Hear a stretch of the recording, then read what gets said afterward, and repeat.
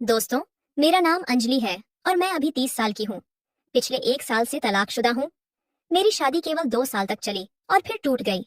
मेरे तलाक का कारण मेरे पति का स्वभाव बहुत सख्त था। हर छोटी बात पर वह मुझसे गुस्सा करते और नाराज हो जाते थे।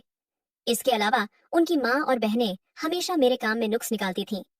शादी के बाद मैंने बहुत कोशिश की कि सबके साथ तालमेल बिठा सकूं, लेकिन हर दिन उनकी तानों और झगड़ों की वजह से मैं रात को तकिए में मुंह छुपाकर रोया करती थी।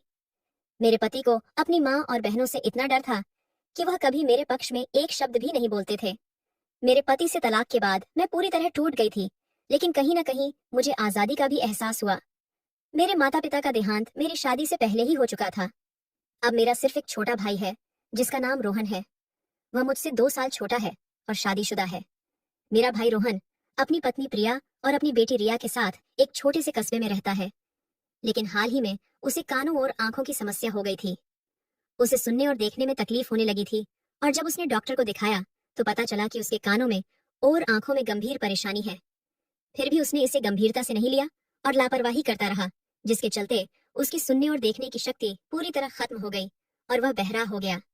उस वक्त वह शादीशुदा था। उसकी हालत देखकर प्रिया भाभी ने हिम्मत नहीं हारी और उसके साथ डटी रही। जब मेरे पति की मृत्यु हुई तो मेरे पास कोई और ठिकाना नहीं था, इसलिए मैं अपने भाई और भाभी के पास चली गई। उनके पास एक छोटी किराने की दुकान है जो घर से सटी हुई है। मेरे भाई की हालत की वजह से उसे रोजमर्रा के कामों में मदद चाहिए होती है। जब मैं उनके घर पहुंची तो भाई और भाभी ने मेरा बहुत ख्याल रखा। उनकी बेटी रिया मुझे बहुत पसंद करती थी और मैं भी उससे बहुत प्यार करने लगी थी।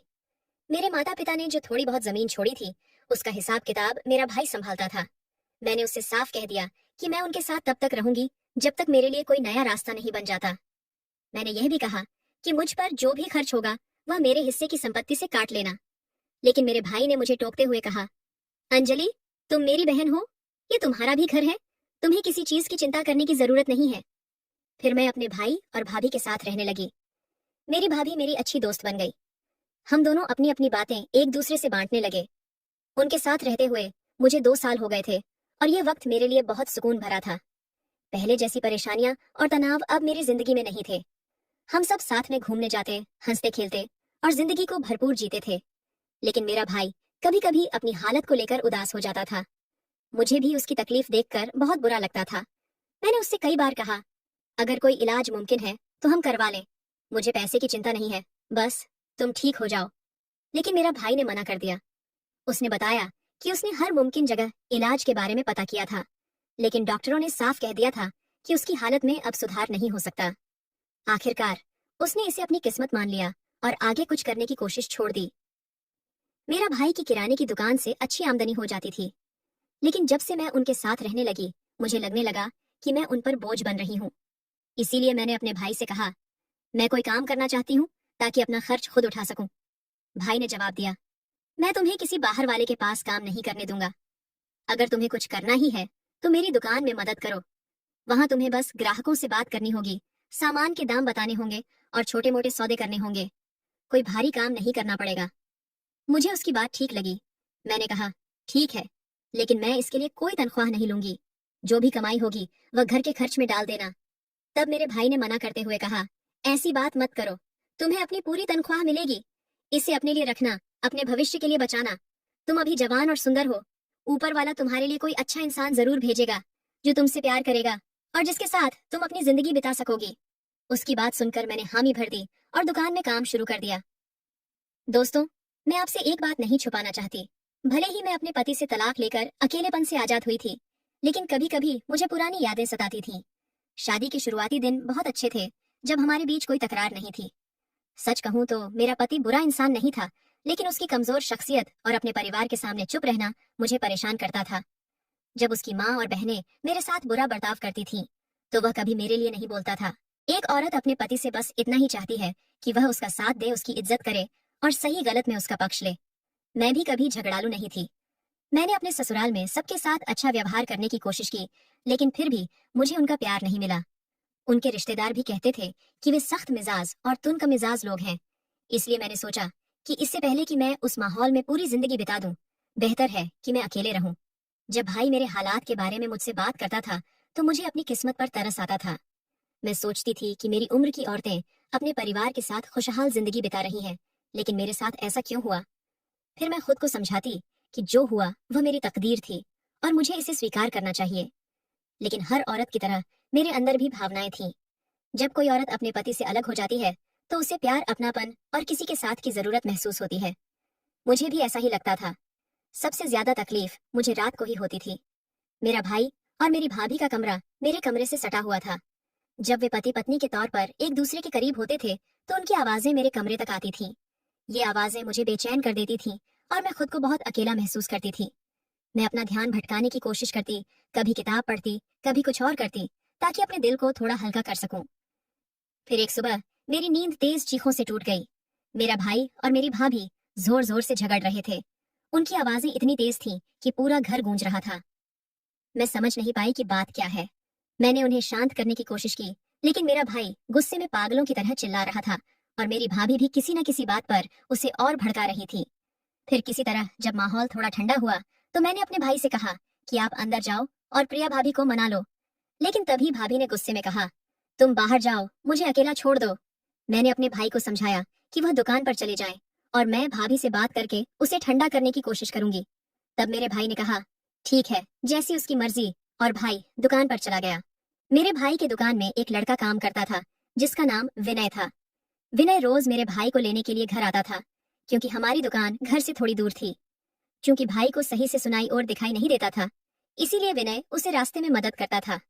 भाई के जाने के बाद मैं भाभी के पास गई और पूछा, क्या हुआ प्रिया भाभी, तुम इतनी परेशान क्यों हो? अगर मेरे रहने से कोई दिक्कत हो रही है तो मुझे बता दो, मैं कहीं और किराए पर घर ले लूंगी। मैं नहीं चाहती कि मेरी वजह से तुम दोनों के बीच कोई परेशानी हो। भाभी ने तुरंत कहा, नहीं, इसमें तुम्हारी कोई गलती नहीं है, बात कुछ और है।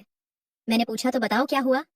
वह थोड़ी देर चुप रही, फिर धीरे से बोली, तुम समझ रही हो ना, जब मैं और तुम्हारा भाई साथ में होते हैं तो वह बहुत ज्यादा रोमांटिक हो जाता है, जैसे कोई ऐसा इंसान जो बहुत दिनों से भूखा हो। वह बार बार वही चाहता है और मैं अब इसे बर्दाश्त नहीं कर पा रही हूँ।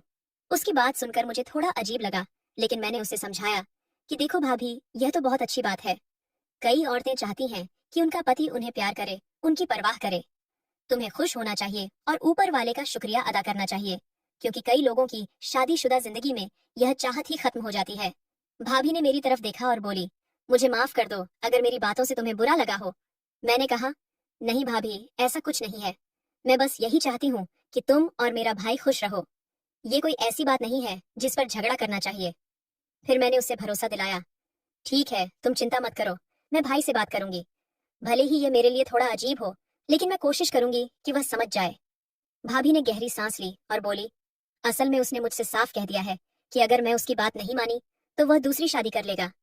ये सुनकर मुझे बहुत बड़ा झटका लगा। मैंने कहा, यह तो कोई वजह नहीं है दूसरी शादी करने की।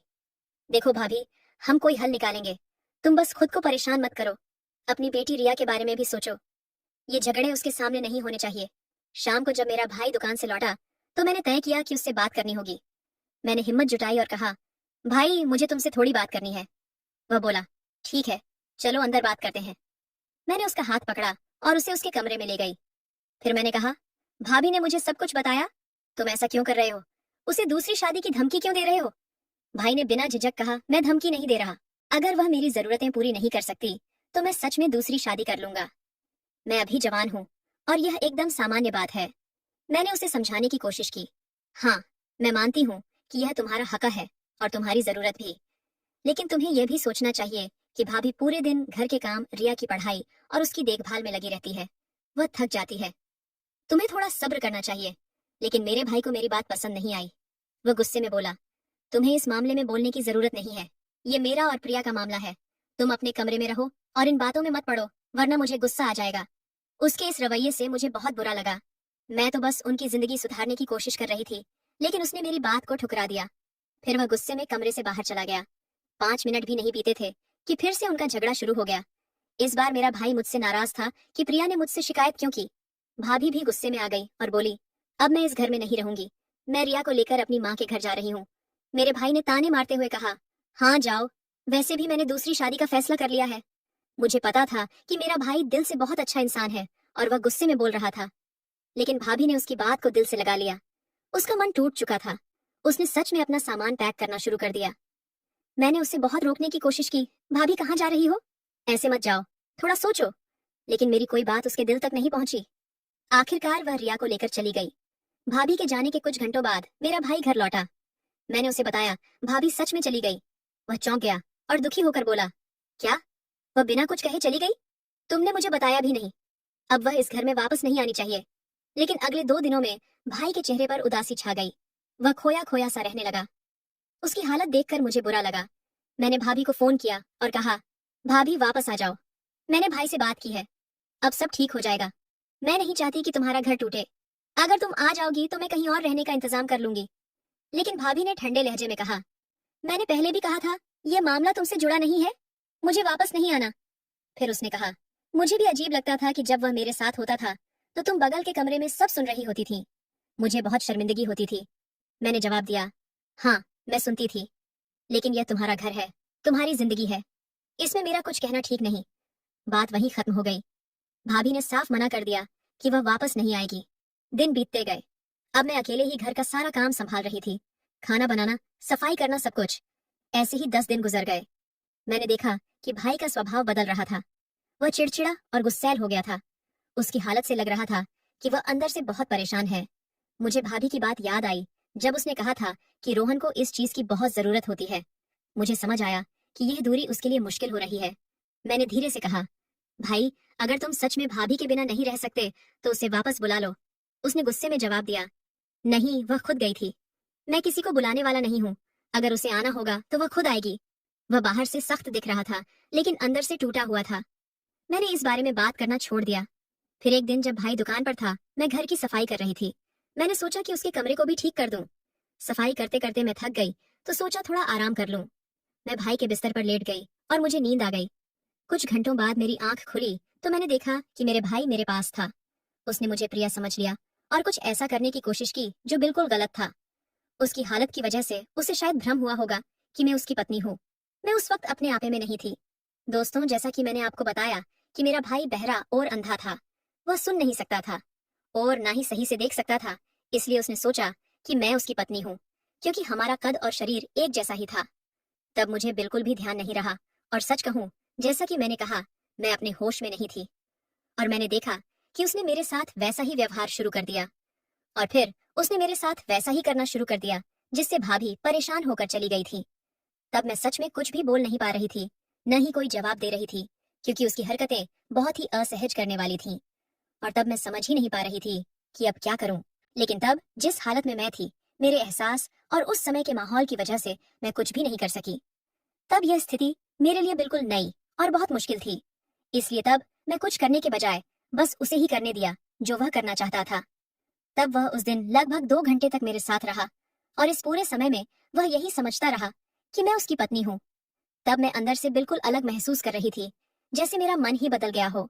हालांकि वह मेरे पति से बिल्कुल अलग था, क्योंकि उसकी पत्नी ने पहले ही बताया था कि वह ऐसा व्यवहार करता है जैसे कोई भूखा इंसान अचानक अपने सामने ढेर सारा खाना देख ले और फिर उसे पूरा हड़पने की कोशिश करे।